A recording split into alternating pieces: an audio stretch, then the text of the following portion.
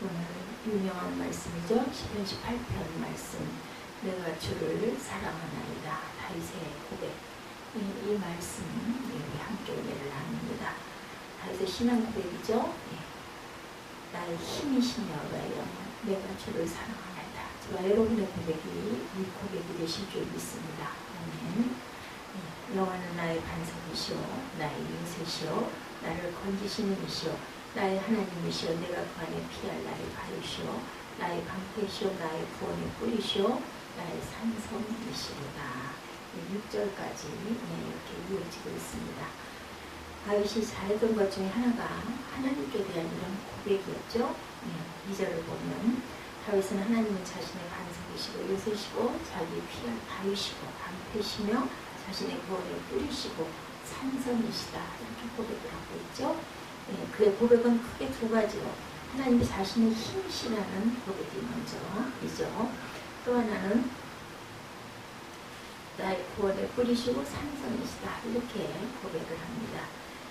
나의 힘이신 야훼요 하나님이 다윗의 힘이 되셨기 때문에 다윗은 베들레헴 들판에서 양치던 그런 목동이었는데 하나님이 다윗의 힘이 되셨기 때문에 고난을 이기고 이스라엘의 왕이 될 수가 있었습니다.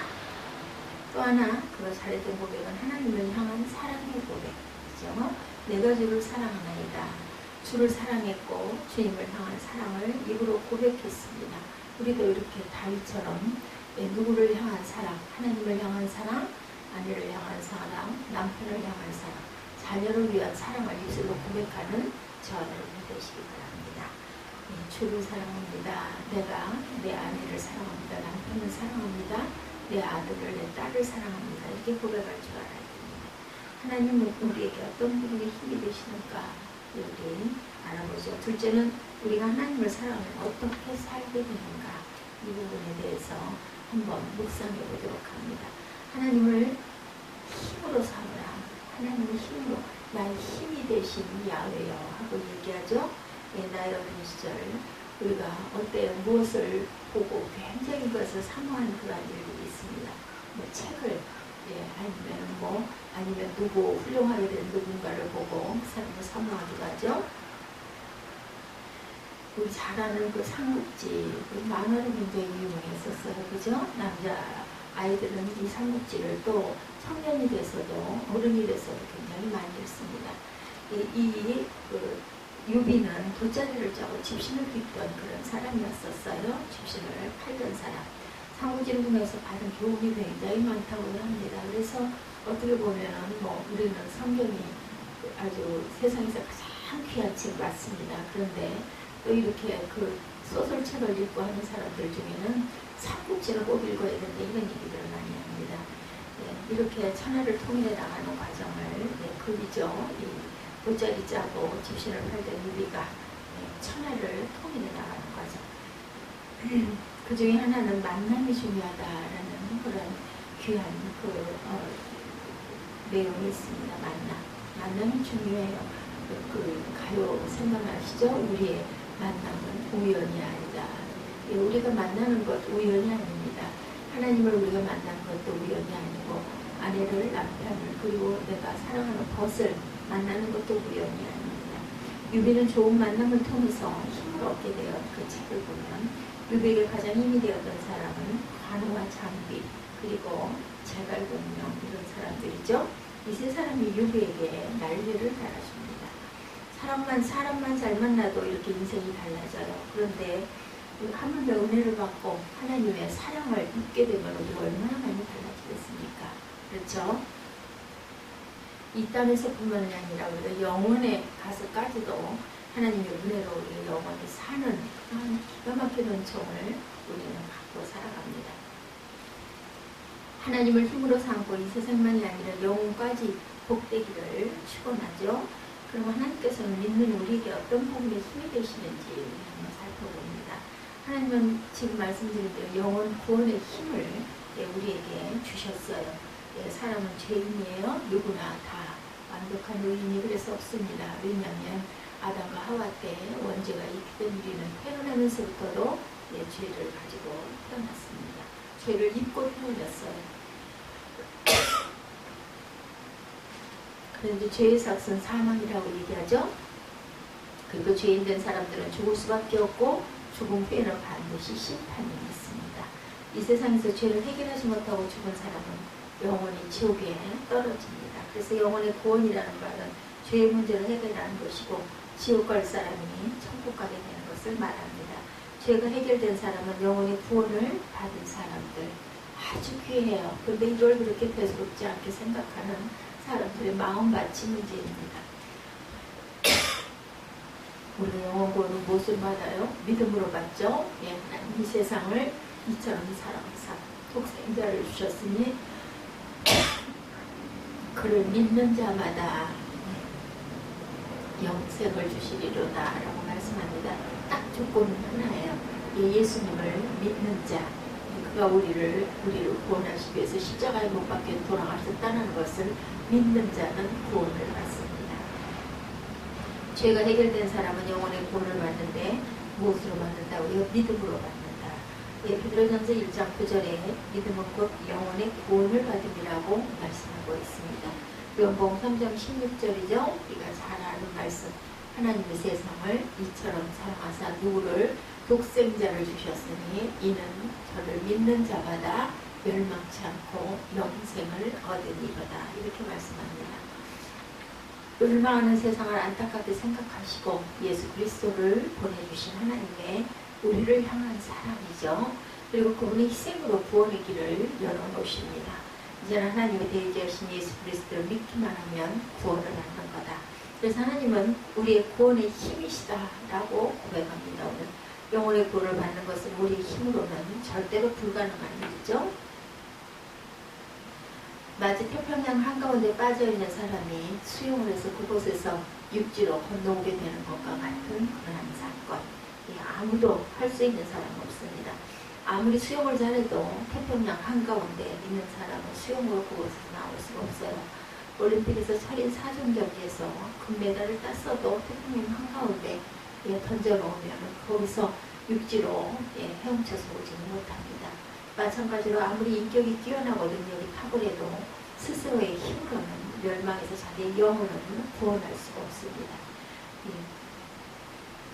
태평양 한가운데 있는 사람이 구원 얻는 길은 구조선을 만나는 길이죠.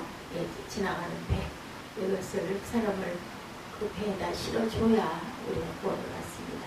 마찬가지로 멸망 가운데 있는 사람은 구원자 되시는 예수님의 도움을 꼭 받아야 됩니다. 성경 로마서 5장 9절이죠. 그럼 이제 우리가 그의 피로 말미암아 의롭다 하심을 받았으니 더욱 그로 말미암아 진노하심에서 구원을 받을 것이니 예수님은 영원 구원의 힘이십니다.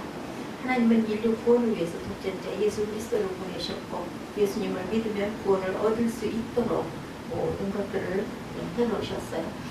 이제 하나님은 이 세상에 살고 있는 우리가 복음의 증인으로 살아가기를 원하십니다.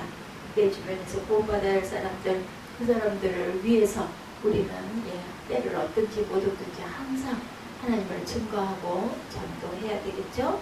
주변의 영혼에 관심을 가져야 되고 전해야 됩니다. 그리고 사랑으로 주님의 사랑을 또 우리가 베풀고 보여줘야 할 의무와 책임과 사명을 갖고 있습니다. 한 일본 그리스도인이 감동적인 고백 속의 한 편을 소개했는데 그 사람은 일본에서 사업에 실패합니다. 그래서 미국으로 이민을 가서 샌프란시스코의 교회에서 장미 농장을 하고 살았다고 해요. 그런데 바로 그 옆에는 스위스에서 이민 온 한 사람이 그 사람도 장미 농장을 경영하고 있었어요.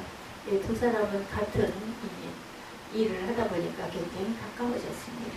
스위스에서 이민 온 사람은 그리스도인이었어요.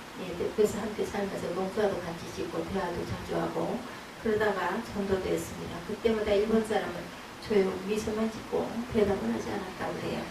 그러나 이 두 가정은 아주 친하게 지냈고 일주일에 두세 차례는 장미를 팔기 위해서 샌프란시스코 시내에 들어가서 같이 장미를 팔고 돌아오곤 했어요. 농장의 일은 아주 잘 됐습니다. 그런데 1941년 12월 7일 일본이 진주만을 공격하면서 문제가 생기기 시작합니다. 미국 정부에서는 미국에 살고 있으면서 미국 시민으로 귀화하지 않은 일본 사람들을 수용소에 수용하는 정책을 발표합니다. 이 일본 사람은 아직까지 미국 시민으로 귀화하지 않은 상태였기 때문에 결국 콜로라도 주에 있는 수용소로 가야만 했어요. 일본에서 사업을 실패한 후 미국에 와서 고생하면서 모처럼 장미 농장을 해서 성공을 했는데 떠나야 합니다. 이게 좋은 의미로 떠나는 게 아니죠.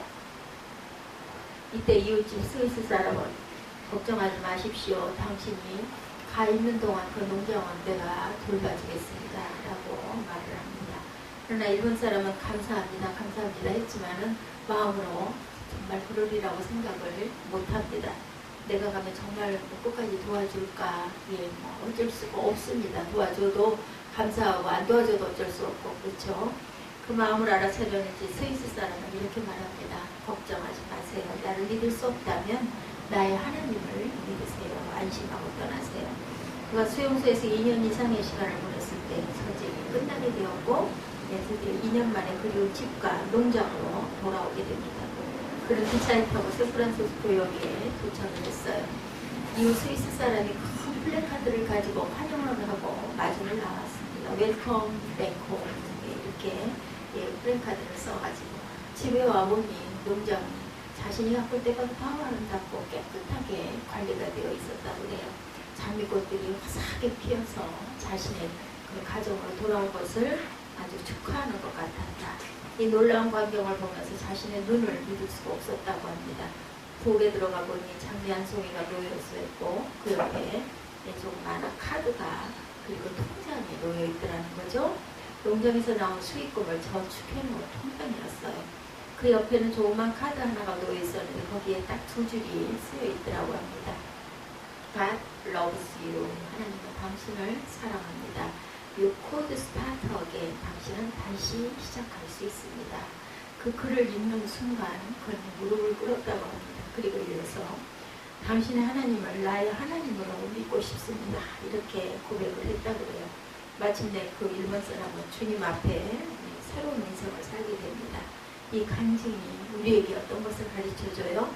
사랑하면 사람을 살린다는 거예요. 그 사랑으로 우리가 하나님이 우리를 구원해 주신 그 사랑을 실천하고 그래 회개했더니 생명이 하나가 하나님께 돌아옵니다. 이렇게 구원할 수 있다는 것. 예수께서 인류를 구원해서 자신의 생명을 주신 것처럼 이제 우리는 내 이웃을 구원하고 헌신해야 되죠.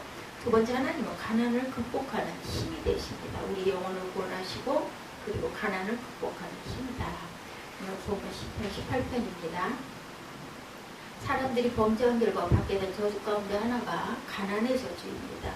그런데 그 가난 역시 인류를 구원하시기를 원하시는 하나님의 대리자로 이 땅에 오신 예수 그리스도 안에서 해결이 돼요. 그래서 예수님은 가난을 극복하는 힘이시다. 그렇죠? 예수님이 우리들에게 베푸시는 은혜의 범위 안에서 가난 문제 해결도 당연히 포함이 되어 있습니다. 고린도후서 8장 9절입니다. 우리 주 예수 그리스도의 은혜를 너희가 알거니와 부유하신 이로서 너희를 위하여 가난하게 되시면 그의 가난함으로 말미암아 너희를 부유하게 하려 하십니다. 여기서 말하는 주님의 주시는 은혜는 부유하신 그분이 가난하게 됨으로 인해서 우리가 부유하게 됐다. 대신 우리의 가난을 짊어져 주시는 거죠. 물론 특별히 주님을 위하여 가난해지는 사람도 있고 가난의 과정을 거치는 사람들도 있지만 어디까지나 특별한 경우고 과정입니다.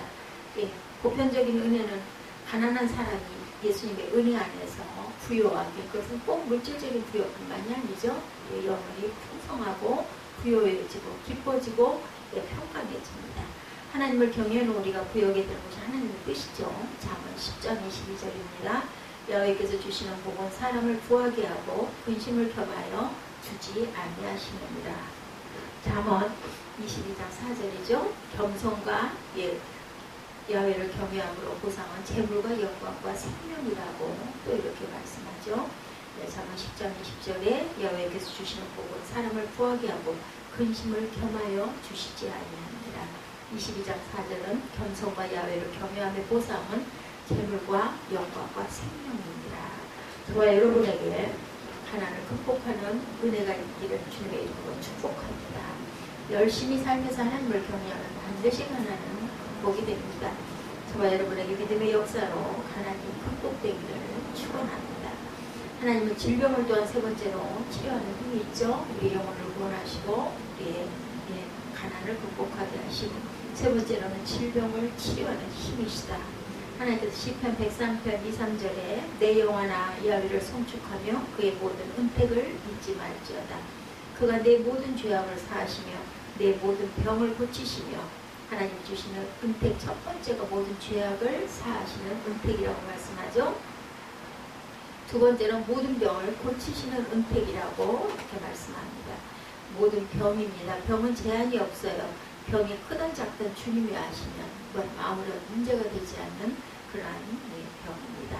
하나님은 치료의 하나님이십니다. 출애굽기 15장 26절에 나는 너희를 치료하는 야훼이니라 이렇게 말씀하죠. 예수님은 만병의 의사이셨어요. 마태복음 8장 16절에 예수께서 말씀으로 귀신들을 쫓아내시고 병든 자를 다 고치시니, 병든 자를 고치시는 만병의 근원이신 예수님. 이사야 선지자와 베드로도 예수님께서 받으신 고난 중에 채찍에 맞으신 고난이 우리의 건강과 깊은 관련이 있다고 말씀합니다. 이사야 53장 5절이죠. 우리가 잘 아는 말씀이죠. 그가 찔림은 우리의 허물 때문이요 그가 상함은 우리의 죄악 때문이라. 그가 징계를 받음으로 우리는 평화를 누리고 그가 채찍에 맞음으로 우리는 나음을 받았도다. 주님의 채찍에 맞으심으로 우리는 나음을 입었습니다. 베드로전서 2장 24절에 그가 채찍에 맞음으로 너희는 나음을 입었다. 앞으로 얻는 것이 아니라 이미 얻은 것 나음을 얻었느니라. 우리 주님은 우리가 질병에서 해방되고 건강해질 수 있는 모든 조건을 만들어 놓으셨어요. 이제는 건강을 누리는 것은 우리에게 달린 것이다. 잘 몸을 잘 관리해야 되겠죠. 어머니가 힘차게 신주 성찬을 차려놓으시면 그때부터 먹는 것은 자녀의 책임이에요. 아무리 좋은 음식을 차려놓아도 먹지 않으면 소용이 없습니다. 건강의 복도 마찬가지죠.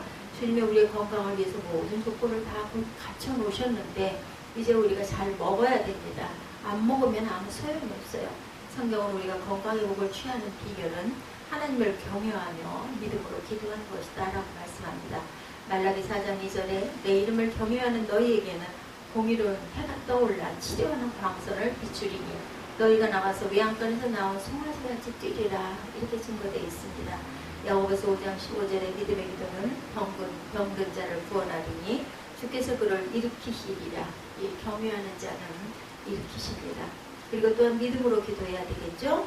저와 여러분의 육체의 건강에 힘이 되시는 주님이 우리가 기도하는 그 기도를 들어주십니다.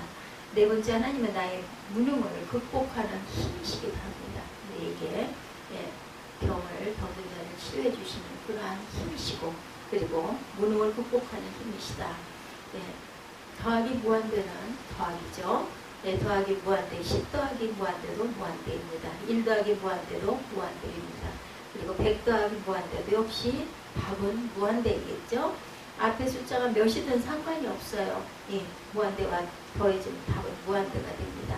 우리 중에 어떤 사람이 1%의 능력을 가지고 어떤 사람이 10%, 어떤 사람이 100%의 능력을 가지고 있다 하더라도 그건 중요한 게 아니에요. 하나님과 더해졌느냐, 예수 그리스도와 내가 더해졌느냐, 그게 중요합니다. 고린도전서 1장 26절에 31절에 무능력한 우리들이 예수님을 힘으로 삼으면 얼마든지 무능력이 극복된다 이렇게 말씀합니다. 형제들아 너희를 부르심을 보라. 육체를 따라 지혜로운 자가 많지 아니하며 능한 자가 많지 아니하며 운벌이 좋은 자가 많지 아니하도다. 그러나 하나님께서 세상에 미련한 것들을 택하사 지혜 있는 자들을 부끄럽게 하시려고 이렇게 미련함이 극복이 되죠. 세상에 약한 것들을 택하사 강한 것을 부끄럽게 하시려며 약함도 극복이 됩니다. 하나님께서 세상에 천한 것들과 멸시받는 것들을 택하사 있는 것들을 폐하려 하신다 말씀합니다. 없는 것도 극복이 되고 이는 아무 육체도 하나님 앞에서 자랑하지 못하게 하려 하십니다. 뭐죠? 너희는 하나님부터 나서 그리스도 예수 안에 있고 예수는 하나님부터 나와서 우리에게 지혜와 의로움과 거룩함과 구원이 되셨으니 기록된 바 자랑하는 자는 주 안에서 자랑하라 함과 같게 하려 합니다. 우리가 자랑하는 것은 내가 잘해서가 아니죠. 주 안에서 우리가 자랑을 하게 해야 됩니다. 고린도전서 1장 26절에서 31절 말씀입니다. 하나님께서 저와 여러분의 능력 있는 삶을 살기를 바라시죠. 그런데 하나님께서는 원하시는 능력이 우리가 가진 천연적인 그런 능력이 아니고 우리가 노력만으로 만들어낸 후천적인 능력도 아닙니다. 노력이 필요한 것도 아니라는 거죠. 하나님께서는 우리를 통해서 나타내기를 원하는 능력은 예수 안에 있는 능력. 하나님께서 예수님의 능력이 우리를 통해서 나타나기를 바라십니다. 예수님의 능력이 우리를 통해서 나타나려면 그분의 뜻을 우리가 알아야 되겠죠.